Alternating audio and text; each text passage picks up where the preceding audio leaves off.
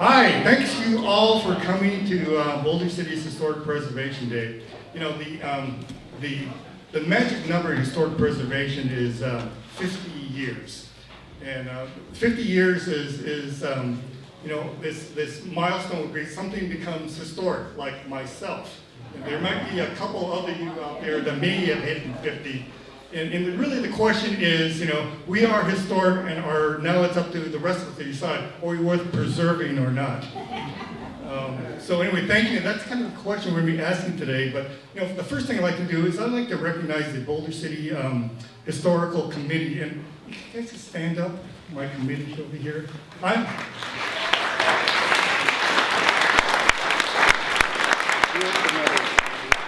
Alan with the Shirl Committee, but you know, this wouldn't happen without these volunteers. So we have Claire Davenport, Linda Graham, Rudy Kraft. Rudy's around here someplace. Okay, Rudy Kraft and Ray Turner, who's actually out at the water filtration plant. But you know, without volunteers that really care about the community and historic preservation, you know, things like this don't happen. And it's really, that's what makes our city special, is because of volunteers and people caring about our community and coming together. The other thing people like to thank for is that we are a City of Boulder City committee. So we're, you know, volunteers, but this is a city committee. But you know, this happens because of the support of the council, the staff. But I'd like to really give a big shout out to two people in the city in particular. Susan Daniel Levitz, who can't be here, as she told me, it's Mother's Day weekend, Alan.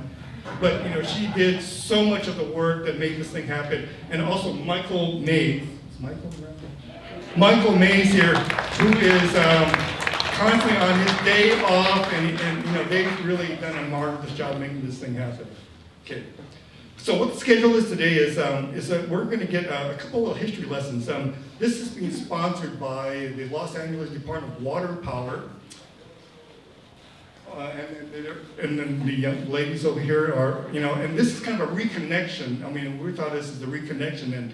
And let me tell you how this started. Really, the story of this is all about Paul and Barbara Adams, who came to the committee and said, Alan, we should have this event up at the LA Water and Power Lodge. And I said, what is that? Like a lot of people, I had no idea it was there. And we cold called, Barbara and I cold called the LA Water and Power. We went up to their office up on Foothill and kind of knocked on the door. To make a long story short, they're here. And they sponsored this event. They paid for new curtains. They cleaned the building, the foyer. Just give a great shout out to the Los Angeles Department of Water and Power. So anyway, what we're going to be doing is that Joseph is going to give a brief presentation and kind of give LA Department of Water and Power's version of their history with Boulder City. Then we're going to have Shirl Naegle from the Boulder City Hoover Dam Museum to give Boulder City's version of the history. And not that we're trying to have a competition, but I found that being in the Historic Preservation Committee is like, if you ask somebody one thing and you ask another historian another thing, they'll have different points of view, and that's what kind of makes it interesting. And you know, I've spent a lot of time talking to Dennis McBride and Mark Hall-Patton, kind of my go-to local historians, and you know, they will disagree at times, and it's kind of a fun thing when that happens. And you know, history, and it's part of it. You know, a lot of you are part of the history of this town. And okay, then we're going to have a panel discussion moderated by Heidi Swank, our state legislator, and the director of the Nevada Preservation Foundation. Okay. Anyway, so before, without much more ado, thank you all for coming. And here is Joe Ramallo. Thank you very much, Alan. And thank you all for coming today. It's really exciting to see such a great turnout and so much interest in seeing the lodge and being here today.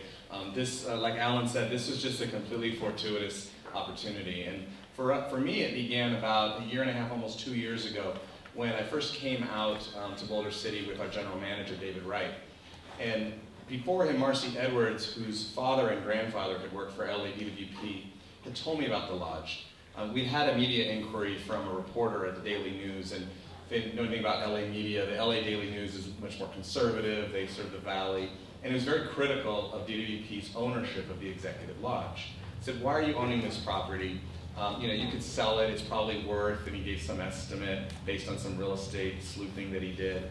Came out and looked at the lodge, and we had this kind of critical article that frankly by the end of it all, our GM said, well, the reason we don't sell it is because you don't sell history. But with that, Dave wanted to come out and see the lodge and understand better really what it was and what it meant, and how we could better partner with the community to better utilize it, or at least make it more accessible for people to appreciate its historical place in really what is a shared history for Los Angeles and Boulder City. So with that, just by complete coincidence, it was definitely meant to be that Alan had reached out through one of our persons who was visiting, and we connected, and here we are really today. So I want to thank Alan. I also want to recognize and thank Leslie Woodbury, First Lady of the City, who helped with all of the work and getting through the museum, the help in getting this building cleaned up, and some new furnishings, as well as a couple new furnishings at the lodge that you'll see if you haven't been yet today. Just curtains and other things. I also want to tell you in terms of the lodge, we have an architect now at DWP who's really taken on the lodge as a project. So while it's really been maintained very well, we want to return parts of it over time to more of its historical basis, the way it used to be. So with that, I wanted to walk through briefly some slides that we had.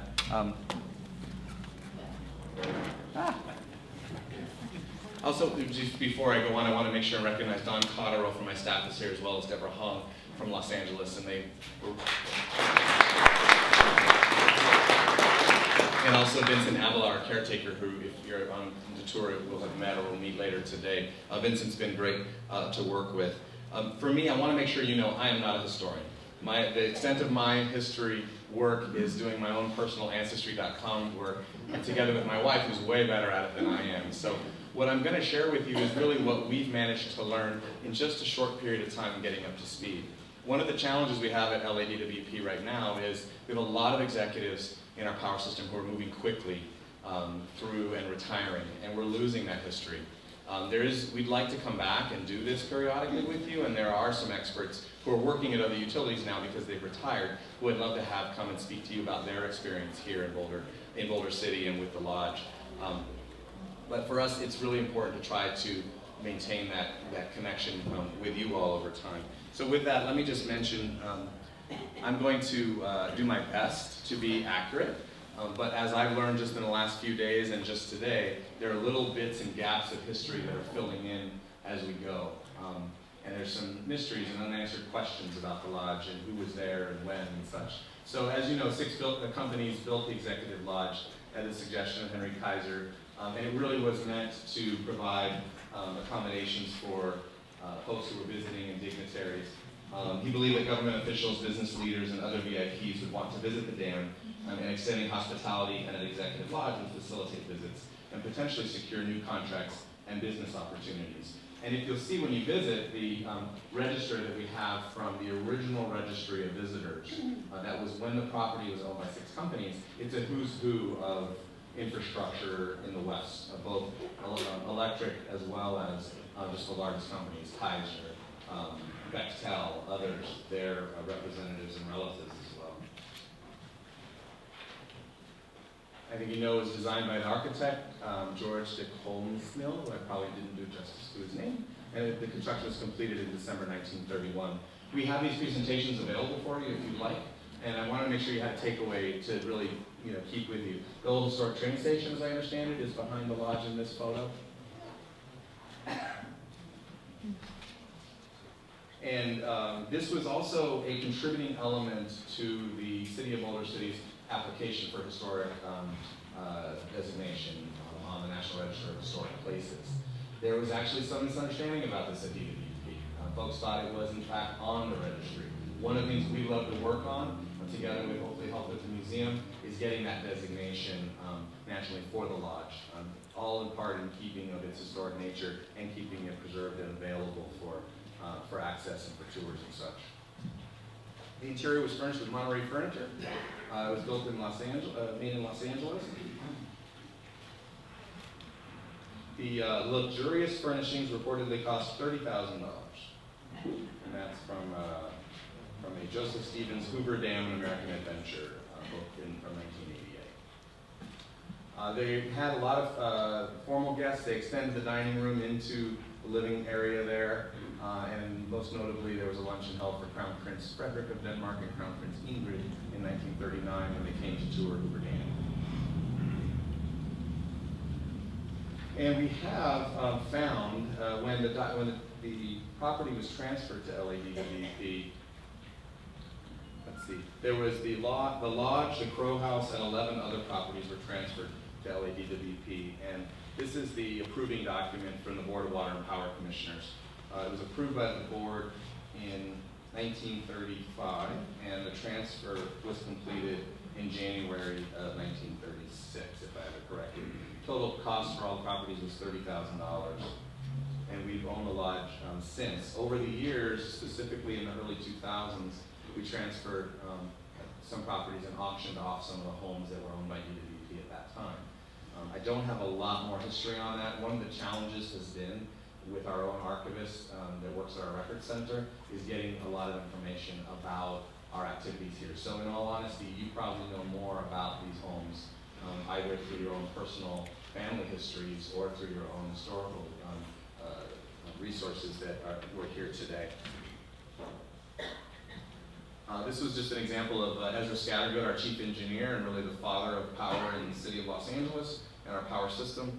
This was invitations that were sent, and we have the original documents. These are just images of them. These were invitations sent to various individuals to stay at the lodge and enjoy hospitality there for meetings regarding Boulder Dam. This is one of the agendas from the meeting that was held in, I can't read the date on that, November 15th and 16th, 1960. And that was concerning meetings involving the Boulder Canyon Project Adjustment Act, operation of the Boulder Dam, funding and appropriation, study of water supply in the upper basement, and all related activities. So there were a lot of just business meetings that were held at the lodge over the years with lunch served, and there was also the opportunity for individuals as they needed to stay there.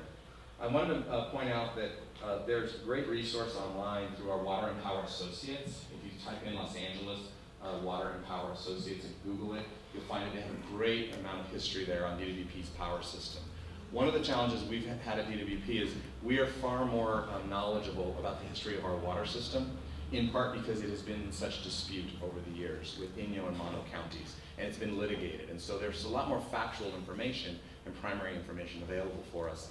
The power system has been underappreciated, and what's really nice is to come today with a group like you all who we have a shared history and we have mutual appreciation and respect for each other. We're not appreciated as much, and there's definitely a more difficult history on the water side. So on the power side, it's just nice to meet with people who welcome us and say, hey, DWP, you're an important part of our history, and we appreciate you. So we appreciate you as well, and I want to thank you for that. Just briefly, one other thing, I mentioned the architect, his name is Scott Fajak. I would like to put him in touch with some of you who have met today, as well as our panelists, because he's doing research on the lodge. We're going to, over time, slowly restore aspects of it so that it's a little bit more in keeping with the way that it was years ago. The other one is, I mentioned historic designation, and then also the unanswered question of did President Herbert Hoover ever stay or visit the lodge? That's been a question. We haven't found evidence of it specifically. But today, there's a photo of it at the lodge. If you see it when you go in, it's just in the right, in the main living room, that Vincent said he found when he moved in over 20 years ago, and it was buried. And it says Herbert Hoover visited, and it has the 2 dates on it. And one of the dates, he was in Boulder City. So that was the day, or the days after his defeat. So it says, let me see if I can find my note here, sorry. It was November 12, 1932, where he went from, essentially in the days preceding that, from Palo Alto through Glendale, Pomona, and made his way to Boulder City and did a national radio address here in Boulder City on that date. There's a record there that says he was at the lodge that day. And then May 2nd, 1933, which would have been after his presidency, I believe, if my history's correct, that he was there. So we'd like to really figure that out and nail it down. because it is a little bit of a historical legend, and we'd love to be able to get it more concrete. So thank you so much for having me, Alan. Thank you all for your hospitality today, and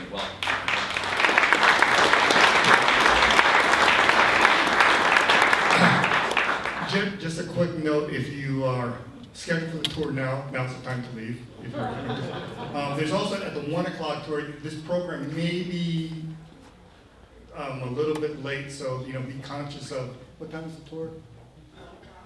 1 o'clock, so it should be 12:50, you should be out there. And Blair has the tickets, okay?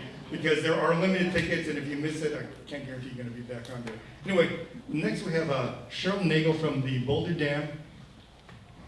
Boulder City Hoover Dam Museum. I got it right? Pretty close.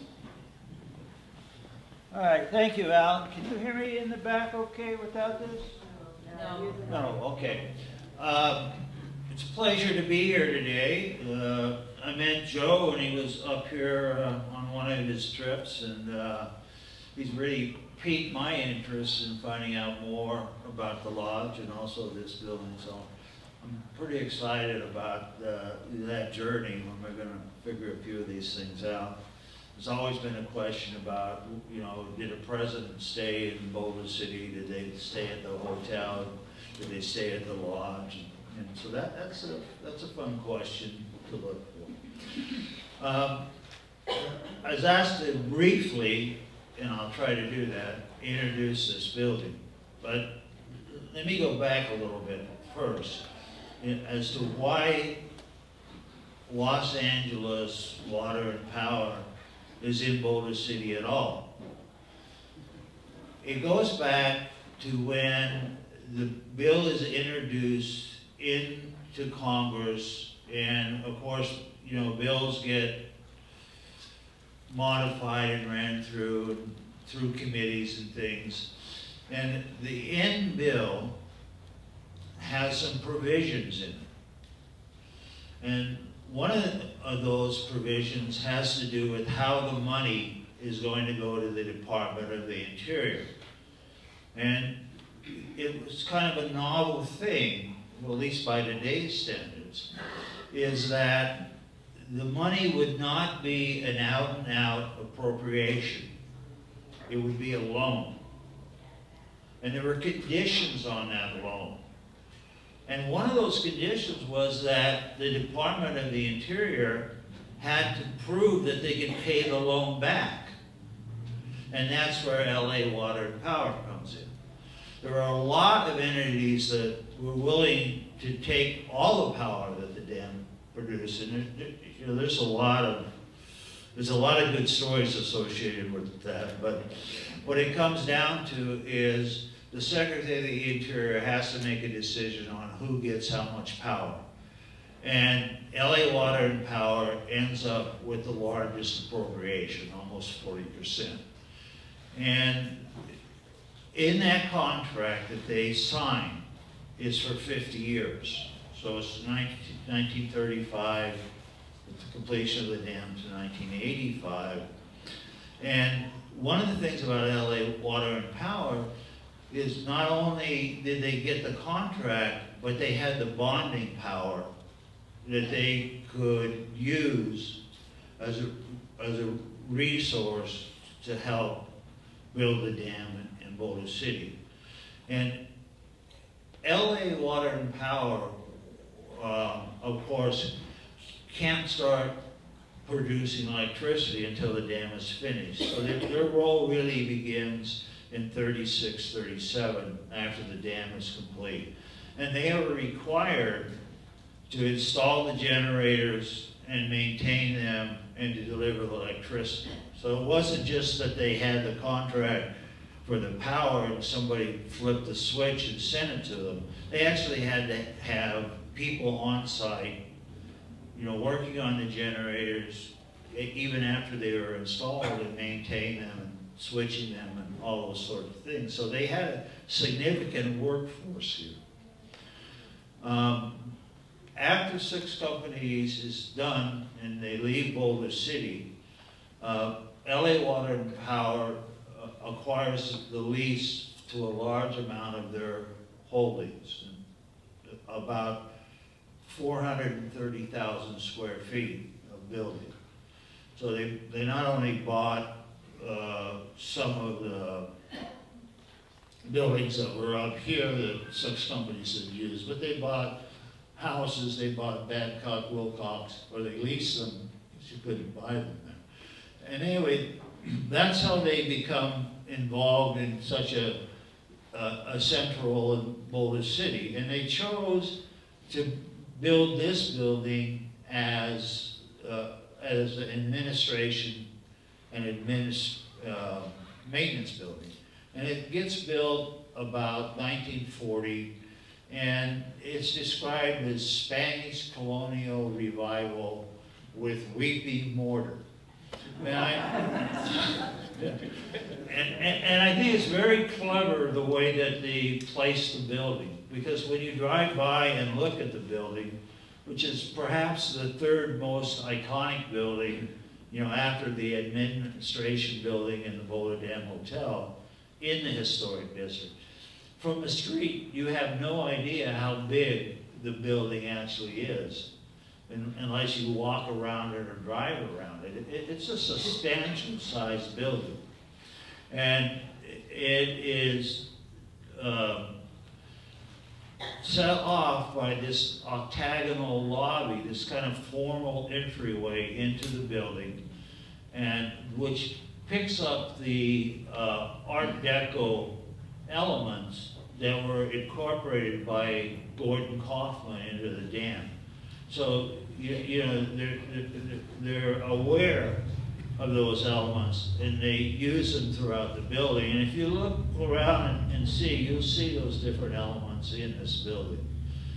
And LA Water and Power becomes more than a good neighbor. They actually set a standard for neighborhoods.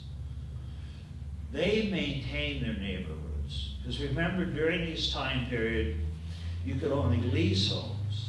So their employees were leasing from them those homes.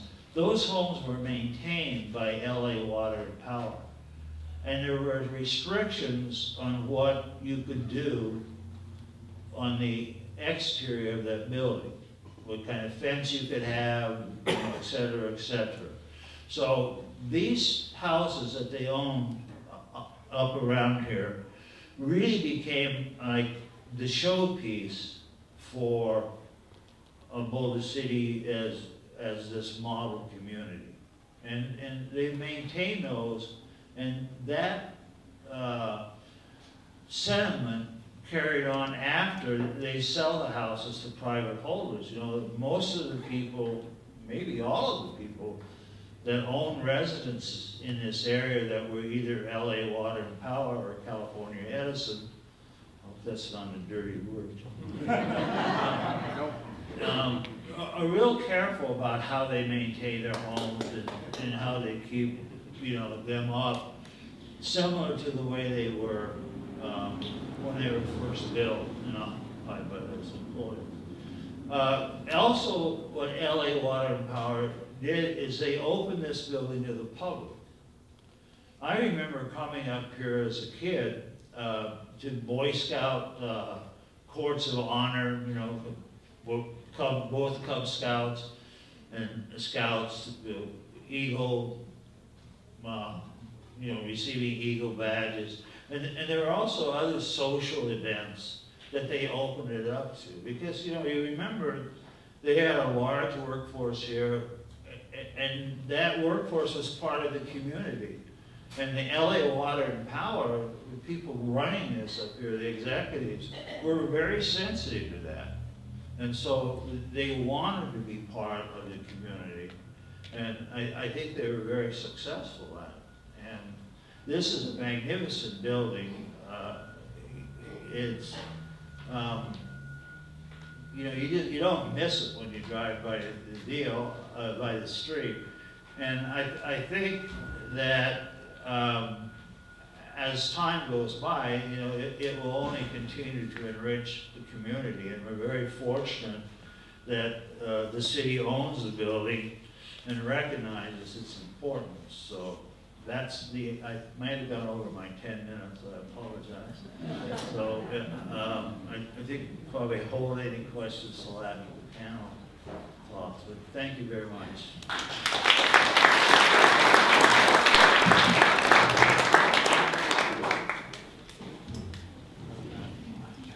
Thank you. Oops, sorry. Thank you, Shirl. No, he's just to let you know, if you're a Boulder City resident, one of the perks of the town, you get into the museum for free. Go see Shirl. He knows everything. Anyway, here, Heidi. Thank you, Alan. Thanks everyone for being here. It's a great group, it's a really large group. Always good to see people who are excited about old buildings like I am. So my name is Heidi Swank, and I am the Executive Director of the Nevada Preservation Foundation. We are a statewide historic preservation nonprofit. We are new. We turned 4 years old last fall. We do work statewide. We have projects all over the state, in southern Nevada as well as in rural Nevada, doing various projects in lots of different communities. It's been an exciting adventure. Hello, I'm Alan Stromberg. I'm a local architect. I've been doing architecture here since the early 80s, and I've had a great opportunity to work on this building and many other buildings in both historic buildings and putting new buildings in the historic area that try to emulate the architecture of the period. And it's been a lot of fun, and it's been a very enjoyable thing. Definitely for me to work with all the people. I was on the historic preservation committee with Alan. I was on the historic preservation with Alan and the group for a number of 10 years, and it's really been a great learning experience, and I've enjoyed every minute of it.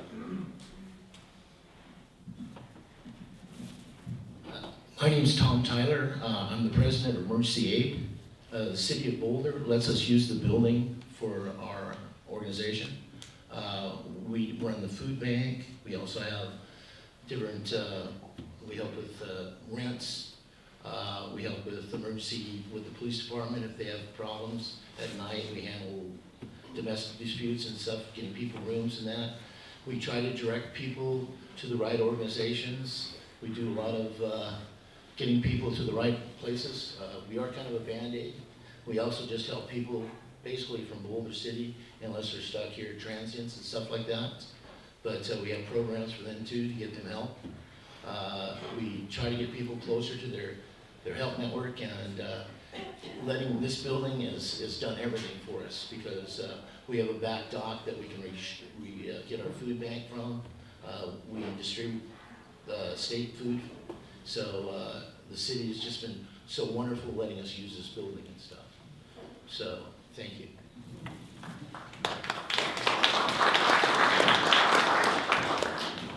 Howdy, I'm Mark Hall-Patton. I'm the administrator of the Clark County Museum System.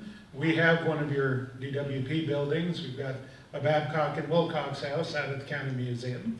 It is restored. You can come out and see it.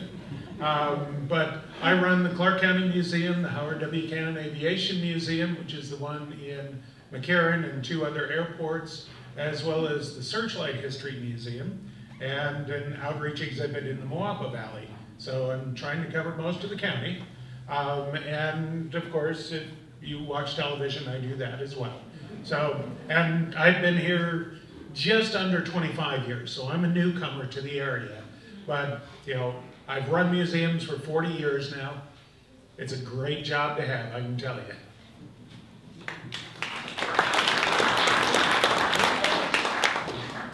I'm Dennis McBride. I'm director of Nevada State Museum, Las Vegas. I was born and raised in Boulder City, and I've written a few books about the place, and I've been here 63 years.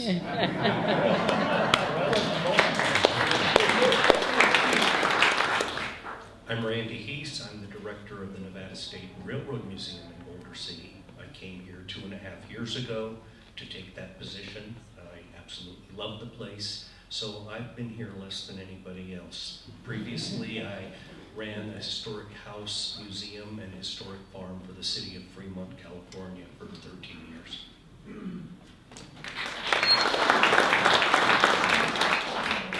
Hi, I'm Roger Shoaff. I'm the General Manager of the Boulder City Museum and Historical Association, the owners and operators of the Boulder Dam Hotel and the Boulder City Hoover Dam Museum. I came in 2005 when I took that position. I just want to thank you all for coming out today. Being here for 15 years, I've been able to observe you guys fighting to preserve your history and always willing to support our efforts. So I want to thank you once again for being out here today, and hopefully we'll be able to get some things together and get some more things done. Thanks. My name is Leslie Woodbury. We're getting feedback maybe if I stand. Turn away from the speaker. If you turn the microphone away from the speaker. All right, I'll just put my back to you. That's what you should do. So anyway, I've been here 30 years. When I married my husband, I moved here. I'm the Museum Development Officer. As all of you know, historic preservation takes money.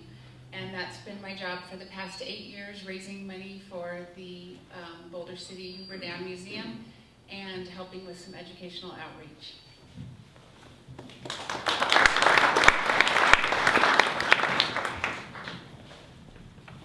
Thank you. And if Leslie, I'm not sure if you want to come sit over here to be away from the speaker, we might solve that little feedback problem.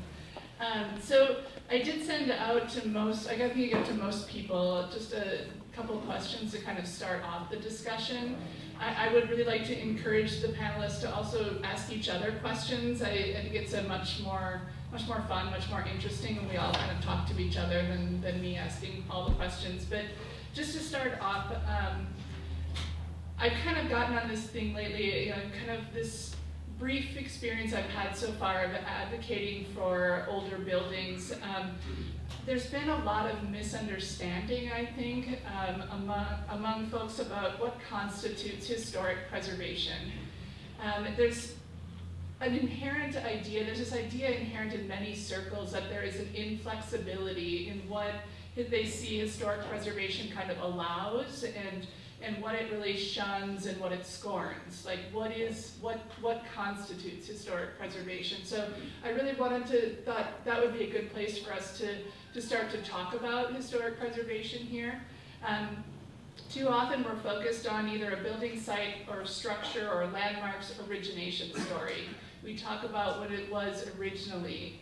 And we see only that really initial content for that structure. But that initial content might have been linked to an economy, to a community, to a person that no longer exists. And done well, we know that these buildings will outlast hopefully all of us, right? And there will be a lot of changes that happen around these buildings.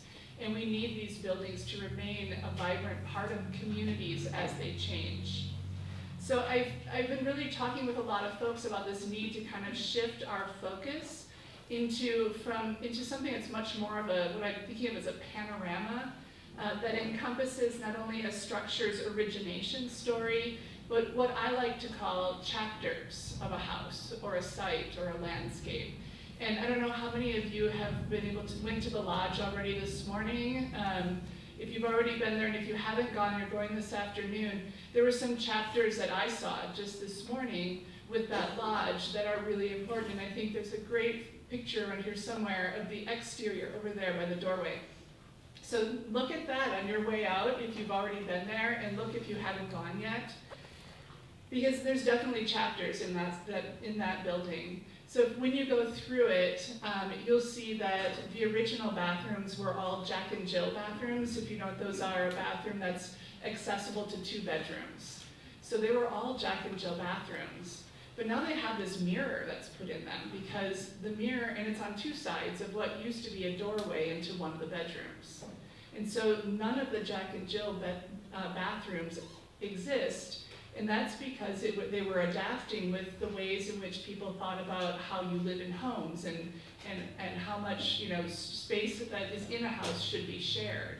Right? So that idea that they enclosed parts of those Jack and Jill bathrooms shows this chapter, this really rich chapter of that house. There's also a conversion of what I believe from looking at those photos of the exterior. As part of the bedroom that has the picture of Hoover in it, part of that bedroom, I believe, was converted into a bathroom. And living in a 1956 house and having restored a pink bathroom, I was so excited to see that it had pink tile, and a pink toilet, and a pink sink. So that's a great chapter of that building too, right? That there you see that mid-20th century history that is part of that building. And now that is historic in itself. And there's also the enclosure of 2 porches as part of that building's history. The porch that you initially walk into became a sunroom, and then the other 2 that you can see, that porch you can see very prominently in that photo, that was enclosed and made into 2 additional bathrooms. So these chapters that happen with buildings, this is how they're living structures. And I think we need to start to think more broadly about that when we're looking at old buildings. So I think that a focus on the structure as having chapters really gives us much more flexibility to reuse a structure or a site in ways that are useful for today and what we hope will be in the future. So I kind of posed this idea to the panelists, so this idea of chapters, that a structure has chapters. And so I was hoping to get some ideas, because we have people from a wide array of backgrounds here, of within your field, what does it mean to recognize chapters of a building, a site, or a structure? And how do we make sure that a building doesn't have so many chapters that we lose its origination story? Because we certainly don't want to give the chapters more prominence than the origination. It needs to be a balance. So I'm not sure, Would you like to start? Okay, can you, actually, I would not like to start. That's fair. Can I have Roger speak on that in our behalf, because he represents that part of our entity. Okay. If you Okay, have so questions Roger. about raising money. Okay, because that always comes up for sure. Thank you. First of all, I want to say I very much appreciate what you recognize as an essential element of preserving historic buildings. You can think of some buildings that maybe have a singular historic focus, like say the Alamo or something, and they're gonna vehemently preserve the Alamo to represent that historic event, and what it means to Texas and the United States and, well, Mexico for that matter. And then you have buildings that sort of evolve within the community. You'll find them in smaller towns like this or all throughout the country. And they have a specific interest to the community, but they also have a national story to tell. And a lot of times, it's the culmination of those historic buildings that tell that national story or that larger story. As the manager of the Boulder Dam Hotel, I inherited what you're talking about. I had a building that has a very important chapter 1. It was built when the dam was being built. And it had experienced many formations or many businesses over the years. And it's had a different personality with almost each one. It's very interesting to look at the photo history of the Boulder Dam Hotel, and you can see that. And you can also see the hotel adapting to the times that it's existing in. So it would pick up elements of it that were popular in the time. So we had that problem to face. We had to confront preserving that portion of the hotel that aligns with our mission, which is the Boulder Canyon Project area. But we also wanted to preserve what it meant to the people of Boulder City throughout all of its various chapters. One of the things that we did, so we looked for maybe elements that sort of united them all. And one of the things that we found was that once its original owners left and new owners began to take over, it became more and more a sort of social and cultural center for the town. You had the bar that everybody went to down in the lounge. People got married there, several different restaurants, and it became a social center. So when I started to talk to the board a little bit about our job wasn't only preserving the artifact, preserving it as an artifact, but also preserving it as a concept. So I would talk about preserving the historic essence of the building, not just those things. So we painstakingly studied, and with the help of almost everybody here, a lot of the historians here, those elements of the building that are crucial to understanding Chapter 1 and that still remain. Our windows, the paneling in the lobby, the mortar and masonry, the spatial arrangements in the building, those kinds of things. And then how can we use it today as people of Boulder City need it today, and also a way consistent with the way people in Boulder City have experienced it in the past. And we strive to do that. And one of the things we do is we donate it every time we have a chance to social and cultural events in town. The American Association of University Women hold their wine and chocolate events there. Political meet and greets happen there all the time. So we wanted to we budget for that. So we wanted to keep that essence that each chapter spoke to alive over there in the building. And we aim to preserve that as well as that Chapter 1. I hope that. With the county museum, we've got 20 restored structures there. Not everyone is restored to the origination point of the structure.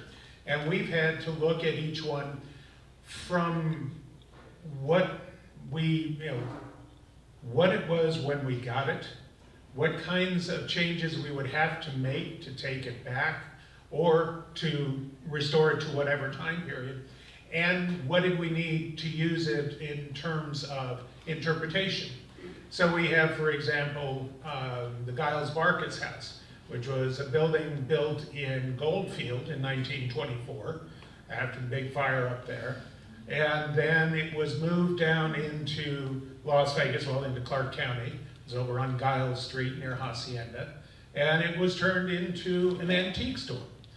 But when it came out to the museum, it was initially restored as a home, but we changed our minds as we went along and saw how people were interacting with it, and have restored it now to look as it did when it was the odd shop, the end of its history in public use. Now that doesn't mean that we don't talk about the origin of the building. We have that in there as well. We have why it got moved down here, all of that sort of thing. That's all part of the interpretation that we do. We have the Gaumont House, the Prosper J. Gaumont home. This building was built in 1931. It's actually restored to 1959, during the time that Prosper Gaumont had it. And by the way, you'll love the bathroom, it's all green tile. Not as good as paint, but. Yes, I got that. But it was one of those that enough changes had been made to that house during the 50s and into the 60s that to take it back to 1931 wasn't as important for us. We would have had to do too much damage to the structure. So we made the decision to take it to 1959. And in each of our structures, we have one room that is set aside as an interpretive gallery. Unlike a lot of historic homes, we don't embalm ours as, you see it once, everything's going to exactly be the same every time you see it, and you have no idea why it's important until some guide tells you. We have an interpretive gallery in each one of the homes to talk about what was happening in the valley and what was happening in the county at that point in time. In the Gaumont House, we talk about civil defense, we talk about the rise of television, we talk about the test site, we talk about a number of things that were happening in the 1950s and 60s.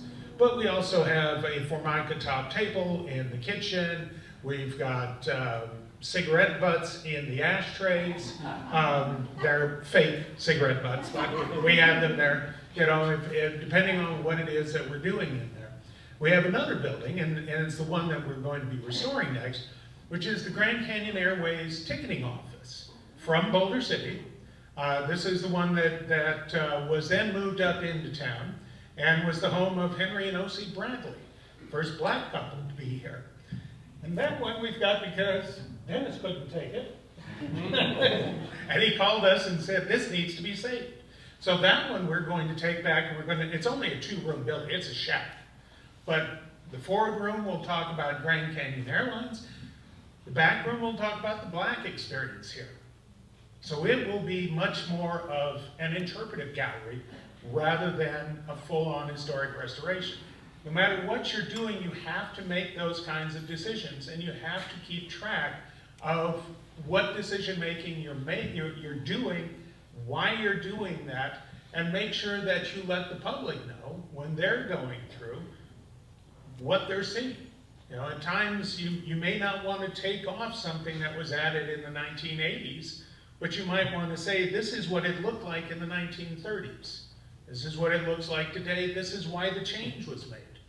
A lot of times, you know, Jack and Jill bathrooms were fine in the 30s. You know, people think it's very odd if they have to use the same bathroom these days. I mean, in the 30s, you had motor courts. Your bathroom wasn't even in your hotel room or your motor court room. It was in a central building, as was the shower. You know, you didn't get that in your room. No. In the 30s, that made sense. Whether DWP would take it back to those or not, who knows? But even if they don't, you can still interpret it. You can still have that as part of what you're telling with the structure. So anyways, that's what I was going to say.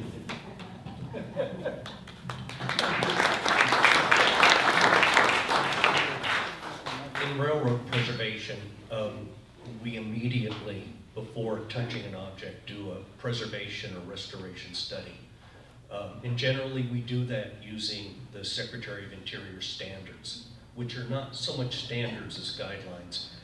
And we fall into a number of traps. One of which is you're not supposed to look at the buildings as options for restoration. In a Secretary of Interior's reports, we ignore that. Another one is, of course, the first thing they ask is the address of the object, and our objects move, so we have another issue. But so we always take an object, and railroad cars in particular, they could have very long service lives. We have cars in the collection that have been in railroad service for over 100 years, in active service, not just in preservation. And so you have to look at the changes that technology brings. Air brake changes, coupler changes, safety changes, air conditioning. You know, much of our collection was not air conditioned when it was built in the teens and 20s, and we seem to think that's a requirement in this environment. And we continue to be a regulated railroad, so the FRA has going to put in, so we do look at that, and it's amazing what you find. We have, in other institutions, have had cases where if we were to restore a railroad car to its 1882 origin story, we would lose 90% of the artifact. That's how evolved the artifact had come. And so in that case, we chose a 1904 date, which happened to be when it was in service in Nevada, in southern Nevada. And we were able to preserve about 90% of the artifact received. And so we look at those things, and it also told a different story. It told a story of Nevada, not a story of the Central Valley of California. In our Carson City Museum, we have a car that's incredibly frustrating. It was built in 1868. It was at Promontory Point, Utah, on May 10th, 1869, as Stanford's private car. It went on to be owned by the Virginia Truckee Railroad and be a passenger car, a coach. They took the partitions out, and we have this car. I've actually ridden in it for a short distance. It's a complete railroad car. But its moment of significance was May 10th, 1869 at the Golden Spike. And we can't get it back there. We don't know enough information. So for the present time, we're stabilizing the artifact and making sure that the artifact will survive for someone in the future to make a better or more informed decision then. So our job sometimes is to keep everything we got and hang on to it and preserve it and maybe put a tent or a building over it so it can be preserved later.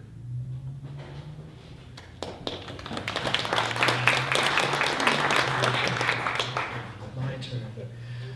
Gosh, my job. Before you approach a property and decide what you're going to do with it, or a railroad car, or any significant property, with chapters, first you have to recover those chapters and you have to write them down so that you can understand exactly what it is you're dealing with and what's significant and what's not. I think one of the main issue, I think, is the issue of adaptive reuse. You have to be very pragmatic when you're approaching a property. And I think one of the most shining examples of that in the southern part of the state, and certainly in Boulder City, is the Boulder Dam Hotel itself. I mean, by the 1990s, it had really long past its viability to be a hotel strictly alone. And so it became an art gallery, it became a museum, it became a bar, it became a restaurant, it became professional offices, shops, and it became a small part hotel. And it's been very successful, and it's been done with a great deal of sensitivity and taste and attention to all of its various chapters over the last, 70, 80 years nearly, I think.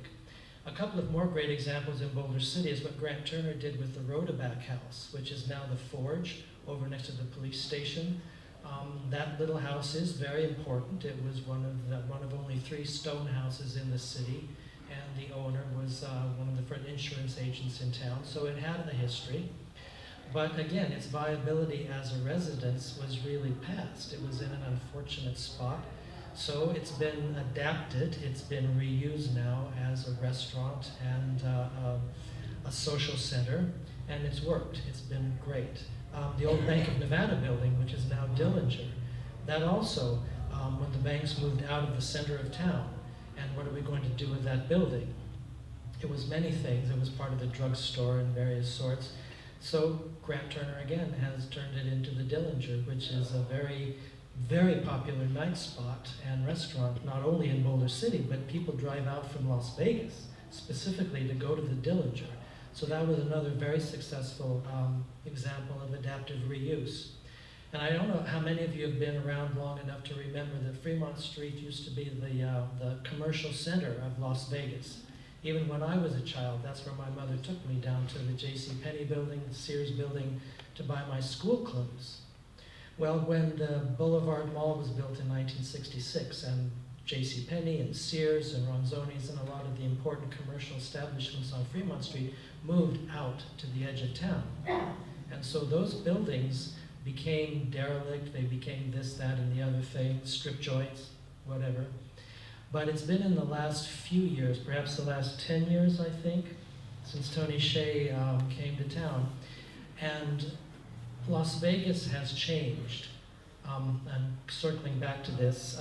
The area that they call the Arts District, which was sort of the industrial district of Las Vegas along Main Street and Charleston Boulevard in the 1930s, 40s, even into the 1950s, small manufacturers, warehouses, things like that.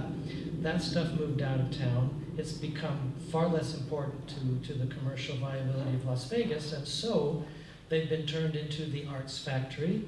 They've been turned into some wonderful restaurants, Mingo and Artifice, down there along Main Street, antique shops, restaurants, and all down along Fremont Street. The JCPenney building was the Emergency Arts building, and when it could no longer be a department store, it became a burlesque museum, it became a coffee house, it became offices for the people who own the El Cortez right across the street, and the same thing with the old Sears building across the street. But in achieving this adaptive reuse of those buildings, they have maintained the architectural integrity of them, more or less, mostly, yes. And it's that sort of thing. You have to think, okay, how can we maintain whatever architectural significance, historic significance that this particular property has, and we have the history of it, but how can we also be very pragmatic, because as she said earlier, it takes money to make these things survive. So what can we do to do both, to compromise? How can we come up, make this into what we can to be a viable money-making proposition and still maintain its historic integrity and importance? So I think there's a lot of great examples of that, not only in Boulder City, but in Las Vegas as well. And I think that the attitudes in Boulder City are changing, beginning to change somewhat, and I'm very happily surprised. And there's 1 or 2 properties that are in question right now, like the old filter plant. Okay, what are we going to do with it? Are we going to turn it into a private residence, which was suggested? Is it going to be demolished? Can we come up with some kind of viable compromise where it can be something that makes money, that brings people to Boulder City, but its historical integrity and its architectural significance are saved? Those are questions that have to be answered as we go forward.